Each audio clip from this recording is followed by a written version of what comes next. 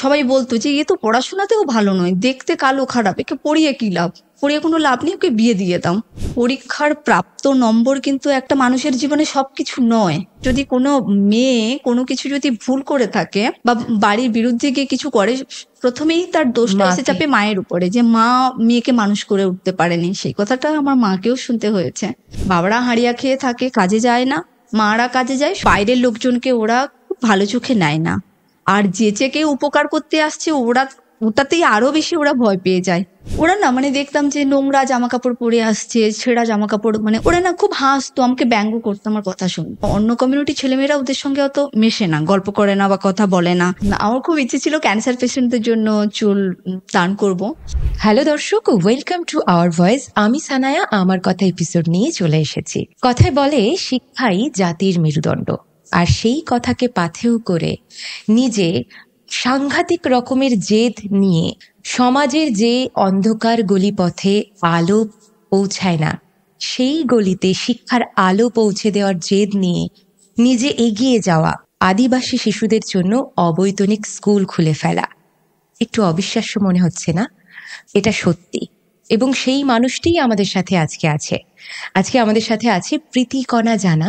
প্রীতিকণা নিজে এলএলবি পড়েছেন, পাশ করেছেন, এবং পাশাপাশি তার জেদ ছিল, নিজে ছোটবেলা থেকে কথা শুনেছিল সমাজের কাছে যে কালো মেয়ে কি হবে, পড়াশোনা করিয়ে বিয়ে দিয়ে দাও।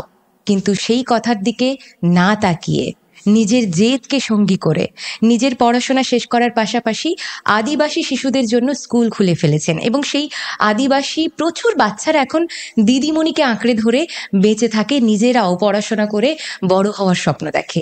আমি প্রথমেই জিজ্ঞাসা করব প্রীতিকণা জানাকে, বলুন কেমন আছেন? ভালো আছে, নমস্কার। আওয়ার ভয়েসে এসে কেমন লাগছে? ভীষণ ভালো লাগছে যে এরকম একটা উদ্যোগ, যারা কিছু করার কথা ভাবছি বা চেষ্টা করছে, তো তাদের কথা এখানে তুলে ধরছেন আপনারা। এটা যেরকম আমরাও এখান থেকে যেরকম প্রেরণা পাচ্ছি, আবার হয়তো আমাদের মতো যারা পড়াশোনা করছে বা কিছু করার কথা ভাবছে, ভয়ে সাহস পাচ্ছে না এগিয়ে আসার জন্য, তারাও এখান থেকে ইন্সপিরেশন পেতে পারে। আমরা যেহেতু আমাদের চ্যানেলে গল্প শুনি, তো আমি একদম প্রথম থেকে শুনবো যে প্রীতিকণার যে লড়াই, যে একদম জেদ ধরার সেই ছোটবেলা থেকে, তখন বয়স কত ছিল? আমি একদম ছোট ছিলাম, মানে যখন আমি 9-10-এ পড়তাম, আমি দেখেছিলাম যে আমার পাড়াতে একটা বোনের বিয়ে হয়ে গিয়েছিল, ও তখন ক্লাস 7-এ পড়তো। আচ্ছা, তো সেই বিয়েটা আমাকে ভাবিয়েছিল। গ্রামটা কোথায়? আমার গ্রাম হচ্ছে পূর্ব মেদিনীপুরের খেজুরি থানার অন্তর্গত বেগুনাবাড়ি নামে আচ্ছা, একটা আচ্ছা। গ্রামে আমার জন্ম, সেখানেই বেড়ে ওঠা। তারপরে তো আমার পড়াশোনা সূত্রে শান্তিনিকেতন আসা। তো ওই ঘটনাটা, ওই বোনটার যখন বিয়ে হয়ে গেল, আমরা যখন ছোট থাকি না, অনেক স্বপ্ন দেখি যে পড়াশোনা করব, নিজের পায়ে দাঁড়াবো। ওরও হয়তো একটা স্বপ্ন ছিল, কিন্তু ক্লাস 7-এ, আমরা ক্লাস 7 কতটুকু একটা ছোট বাচ্চা সে, তখন তার সে সদ্য ফুল, উম, তাকে বিয়ে দিয়ে দিচ্ছে, এটা আমাকে ভীষণ ভাবিয়েছিল এবং নাড়া দিয়েছিল। আশেপাশে এরকম দেখতাম যে আমার বন্ধুদেরকেও 5-6-এ পড়তে পড়তে বিয়ে দিয়ে দিচ্ছে। ইভেন আমাকেও ছোটবেলা, আমি যখন মাধ্যমিক পাশ করার পরেই একটা বিয়ে দেওয়ার ভাবনা চিন্তা হয়। এইচএস দেওয়ার সময় থেকেই আমার জন্য আরো জোরদারভাবে শুরু হয়, বাড়িতে সবাই মিলে ছেলে দেখতে শুরু করে। তখন থেকে আমার একটা ভাবনা ছিল যে না, এভাবে হবে না, আমাকে এগিয়ে যেতে হবে। কারণ বাধা তো আসবে, কিন্তু বাধাটাকে পেরোতে হবে। সেই থেকেই আমার একটা স্বপ্ন শুরু, যে আমাদের মতো ছেলে মেয়েরা, বিশেষ করে মেয়েরা,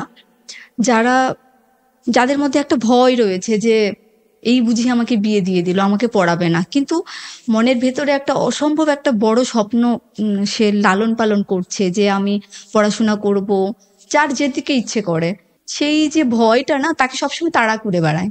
আমাকেও এই ভয়টা তাড়া করে বেড়াতো। সেই ভয় থেকেই আমার এই কাজ করার কথা ভাবা। জীবনে চলার পথে আমি একটা জিনিস বুঝেছি, যে পরীক্ষার প্রাপ্ত নম্বর কিন্তু একটা মানুষের জীবনে সবকিছু নয়। আমাদের মধ্যে তো অনেক প্রতিভা থাকে। বিশেষ করে আমাদের দেখবেন আশেপাশে মানুষজন বলে সায়েন্স নিয়ে পড়ছে ও বিশাল স্টুডেন্ট, ইংরেজি নিয়ে পড়ছে, ল নিয়ে পড়ছে, ইঞ্জিনিয়ারিং পড়ছে, ডাক্তারি পড়ছে, ওর উজ্জ্বল ভবিষ্যৎ। কিন্তু তার বাইরেও যারা ইতিহাস ভূগোল নিয়ে পড়াশোনা করছে বা আমরা যাদেরকে বলি যে মিডিওকার বা লাস্ট বেঞ্চার, তারাও জীবনে কিন্তু সাকসেসফুল হতে পারে। আমি তো পড়াশোনাতে খুব একটা ভালো নই, সবাই বলতো যে এ তো পড়াশোনাতেও ভালো নয়, দেখতে কালো খারাপ, একে পড়িয়ে কি লাভ, পড়িয়ে কোনো লাভ নেই, ওকে বিয়ে দিয়ে দাও। আমাকে এই জিনিসটা ভীষণ ভাবাতো যে তাহলে আমাকে যেটা করতে হবে যে আমাকে ভালো করে পড়াশোনা করতে হবে এবং এদেরকে দেখিয়ে দিতে হবে যে হ্যাঁ আমিও পারি, এবং আমার মতো যারা পড়াশোনায় খুব একটা ভালো নয় কিন্তু একটা ভেতরে অদম্য ইচ্ছে আছে, তাদের পাশে আমি দাঁড়াবো। শান্তিনিকেতনে আসা কি মানে তখন কত বয়স কত ছিল? আমি তখন আমার যেখানেই আমার বেড়ে ওঠা বেগুনাবাড়ি গ্রামে, ওখান থেকেই আমি আমার মাধ্যমিক, উচ্চ মাধ্যমিক এবং ওখানে বাজকুল মিলনী মহাবিদ্যালয় থেকে আমি গ্রাজুয়েশন কমপ্লিট করি। তারপরে আমি শান্তিনিকেতনে বেঙ্গল ল কলেজে ল পড়তে আসি। সেটা কি বাড়ির সম্মতি ছিল? না, বাড়ির সম্মতি ছিল না, একদমই ছিল না। বাড়ির বিরুদ্ধেই এসেছিলাম এবং সেই লড়াইটা একটা সাংঘাতিক লড়াই গেছে, এবং সেটা শুধু আমার লড়াই ছিল না, আমার থেকে বোধহয় আমার মায়ের অনেক বেশি লড়াই ছিল। কারণ আমরা তো স্কুলে চলে আসি, বাইরে চলে যাই, যেইটুকু সময় বাড়িতে থাকি সেই সময়টা আমরা শুনতে পাই কারোর কেউ কটূক্তি করছে, সেই কথাগুলো শুনতে পাই, কিন্তু মা তো সারাক্ষণ বাড়িতে থাকে। আমার মানে এই যে আমি আজকে জানি না কতটুকু কি করতে পেরেছি, যতটুকুই করতে পেরে থাকি বা যে পড়াশোনা কমপ্লিট করতে পেরেছি, সব কিন্তু আমার মায়ের জন্য।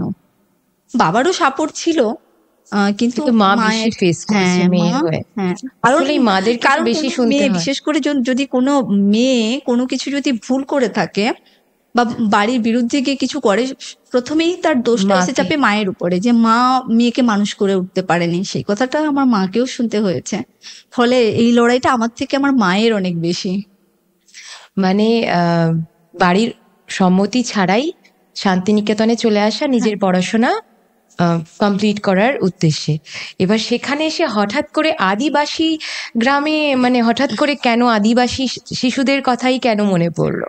এবার না, আমি যখন শান্তিনিকেতনে আসি, আমার যে জায়গাটাতে কলেজটা হচ্ছে গোপালনগর বলে একটা গ্রাম আছে, সেই গ্রামের পাশেই এই কলেজ। এবার আমি বাস স্ট্যান্ডে নামতাম, আর ওই গ্রামটা হচ্ছে বাস স্ট্যান্ড থেকে নেমে আমার কলেজ যাওয়ার রাস্তাতে আমি হেঁটে যেতাম। মানে হাঁটা পথের যে রাস্তাটা, সেখানেই পড়তো রাস্তার।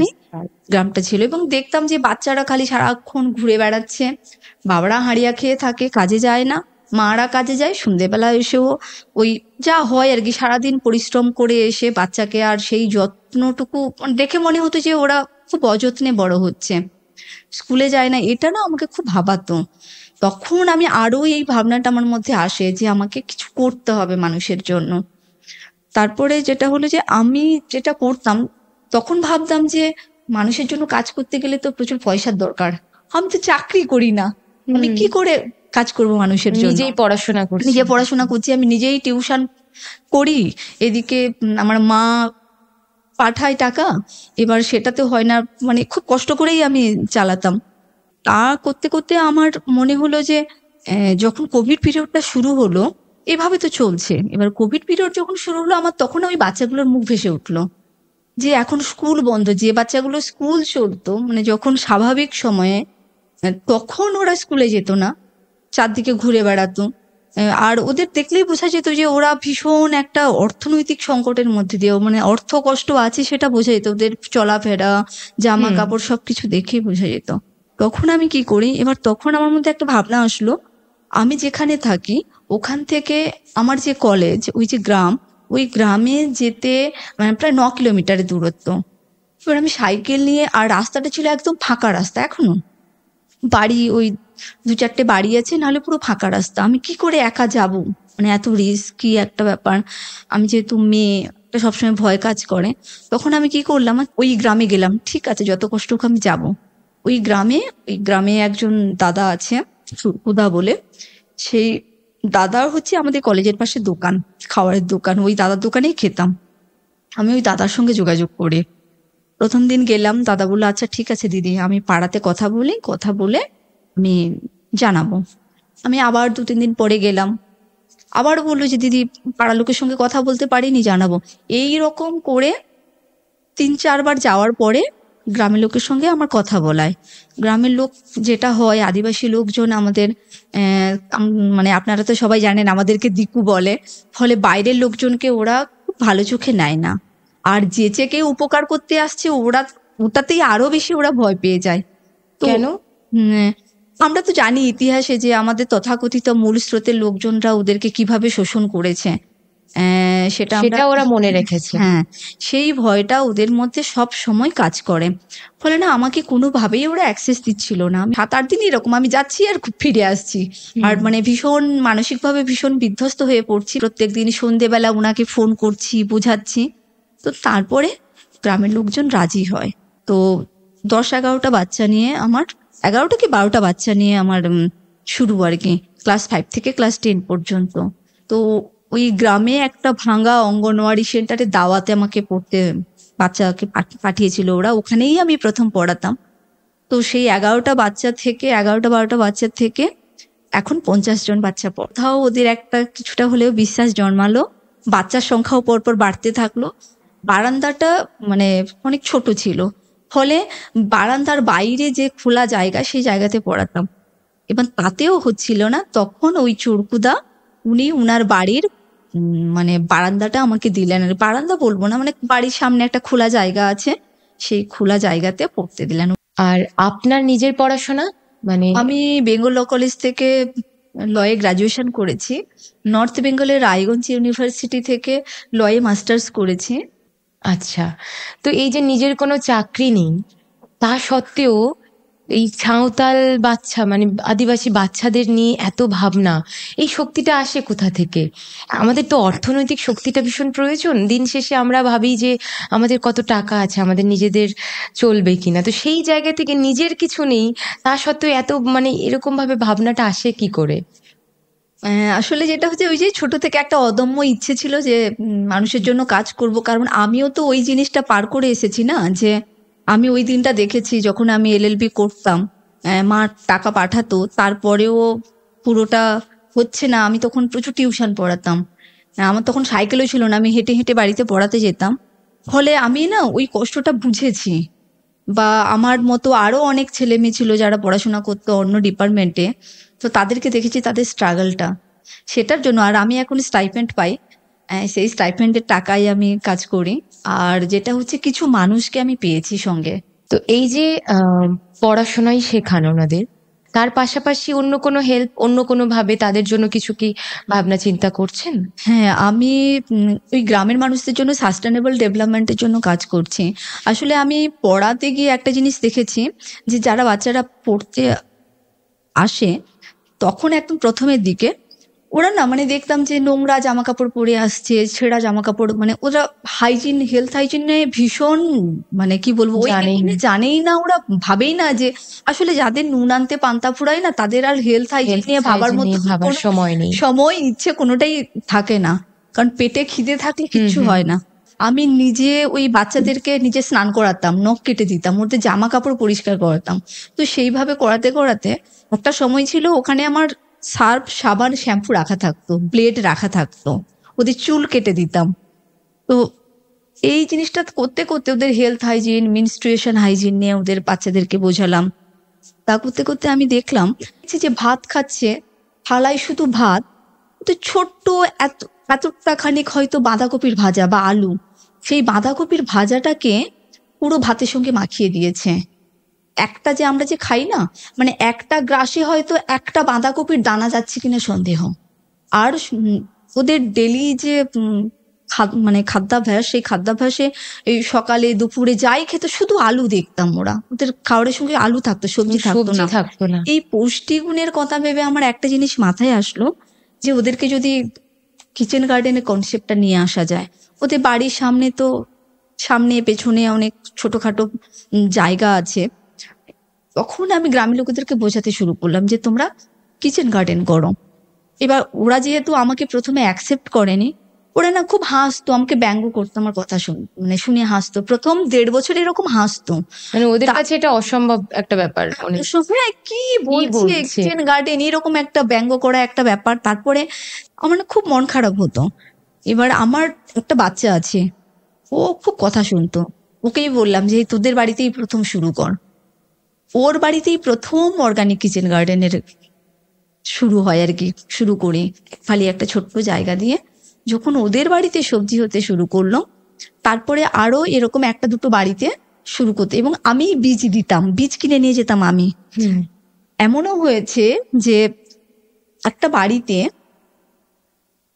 আমি আরো 3-4টে বাচ্চা মিলে বোঝাচ্ছি যে দেখো আমার বাড়িতেও হয়েছে। বাচ্চাটা বলছে আমার বাড়িতে সবজি হয়েছে, আমি বলছি দেখো ওর বাড়িতে সবজি হয়েছে, ওদের আর সবজি কিনতে হচ্ছে না, তোমরাও করো। কিন্তু ওরা কথা শুনতো না। একদিন কি করলাম, আমি আরো 3-4টে বাচ্চা মিলে ওদের বাইরে যে ফাঁকা অংশটা পড়ে আছে জায়গাটা, আমরা নিজেরা কোদাল দিয়ে কোপালাম, কুপিয়ে গোবর ফেলে বললাম যে 15 দিনে এরকম ফেলা থাক, এই মাঝে মাঝে 2-3 দিন অন্তর অন্তর শুধু কোপাতে থাকবেন, যাতে গোবরের সঙ্গে মাটিটা মিশে যায় আর কি, সার তৈরি হয়ে যাবে ওখানে। পরের দিন এসে দেখছি, পরের সপ্তাহে আমি এসে দেখছি আবার মানে ওই মাটিটাকে আবার সুন্দর করে লাতা দেওয়া হয়ে গেছে মাটি দিয়েছে। হ্যাঁ, চাষ করতে ওদের মন নেই, করবে না।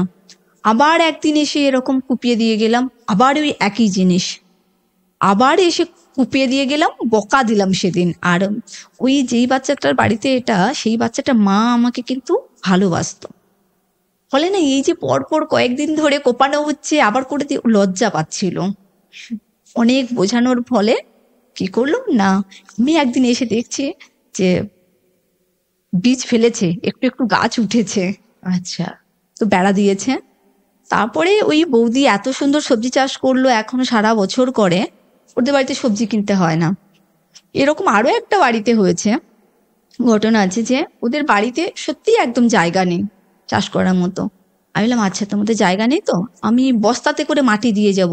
সেই গরমে মে মাসে রোদে মাটি থেকে মানে মাঠ থেকে মাটি নিয়ে এসে বস্তায় ভরে, মানে নিজে মাথায় করে বয়ে নিয়ে এসেছি আমি আরো কয়েকজন বাচ্চা মিলে, বয়ে নিয়ে এসে বাড়িতে রেখে দিয়ে গেছি।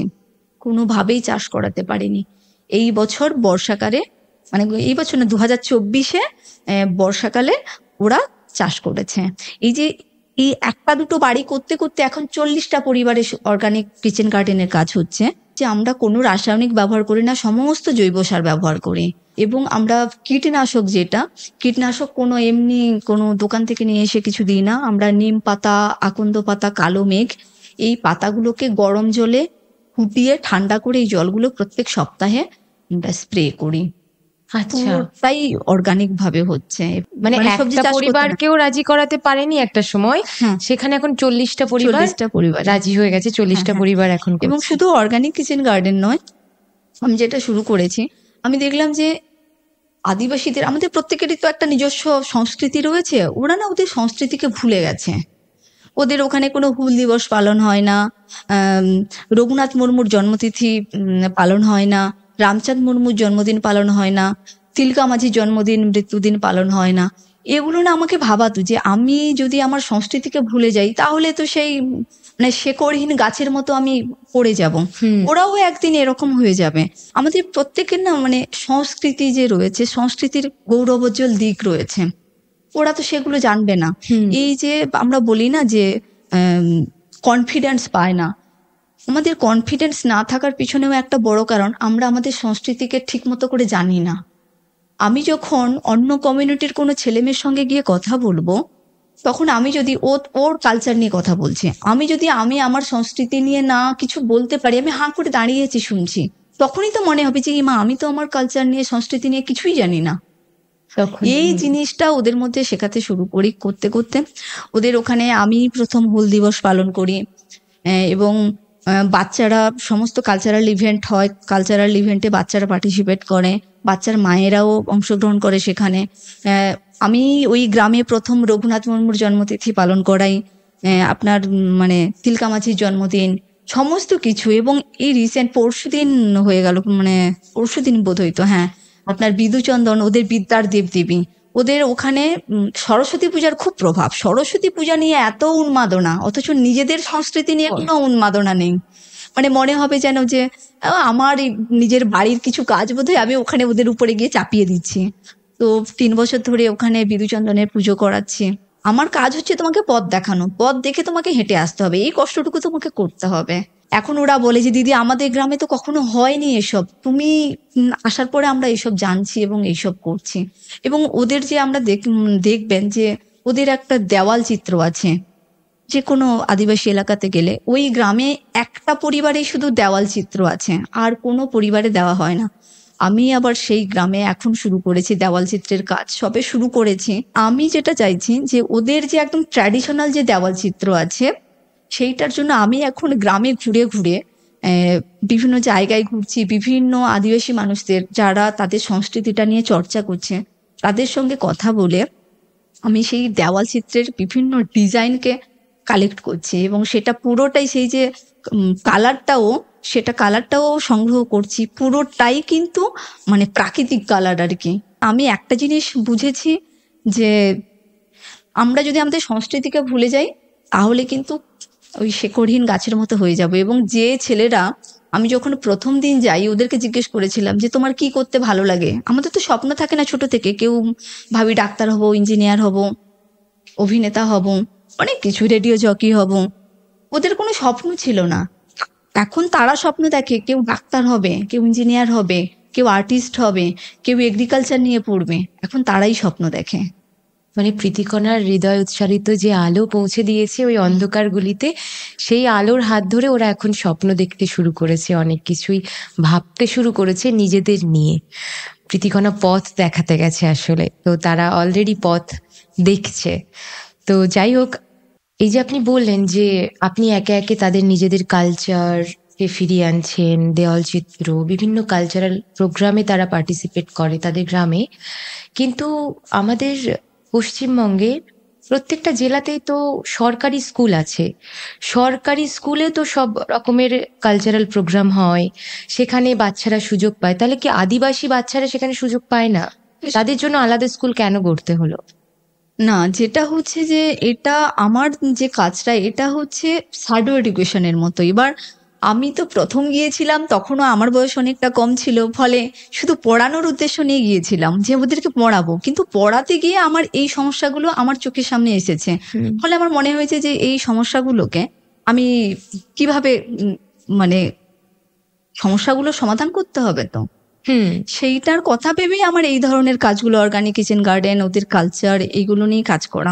এবং আমি যেটা দেখেছি, আমার বাচ্চাদের কাছে গল্প শুনেছি যে যে সমস্ত তথাকথিত মূল স্রোতের আমরা বলি, সেই ছেলেমেয়েরা, অন্য কমিউনিটির ছেলেমেয়েরা ওদের সঙ্গে অত মেশে না, গল্প করে না বা কথা বলে না। টিচাররাও ওদেরকে এতটা পাত্তা দেয় না। ওরা সেই লাস্ট বেঞ্চে বসে থাকে। টিচাররা বলে হ্যাঁ, পড়া না পারলে বলে যে ও তোরা তো বাগাল চড়াবি। মানে যে বাচ্চাগুলোর সঙ্গে তার বন্ধুরাই ঠিক করে কথা বলে না, টিচাররাই তাদেরকে পাত্তা দেয় না, তো তারা স্কুলে কোনো মানে অনুষ্ঠানে পারফর্ম করবে, টিচারকে গিয়ে বলবে যে স্যার আমি পারফর্ম করতে চাই, আমি গান গাইবো, নাচ করব, সেই বলার সাহস তাদের আসে না।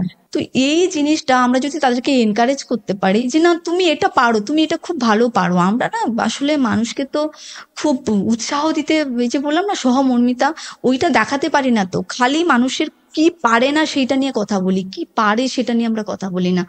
তো প্রীতিকণা একদম মানে দিখাওয়া কোনো কিছু করতে পছন্দ করে না। হেয়ার স্টাইলটার পিছনে একটা গল্প আছে, সেটা একটু শুনতে চাই। হ্যাঁ, আসলে আমার খুব ইচ্ছে ছিল ক্যান্সার পেশেন্টদের জন্য চুল দান করব, কিন্তু আমার চুল খুব একটা বড় ছিল না, ছোট ছিল। আর আমার চুল খুব একটা বাড়ে না, আর বড় হলেও এত মানে বাজেভাবে হয়ে থাকে, মানে সে একদম বলা যাবে না আর কি। তো ফলে চুলটা আমার ছোটই থাকতো।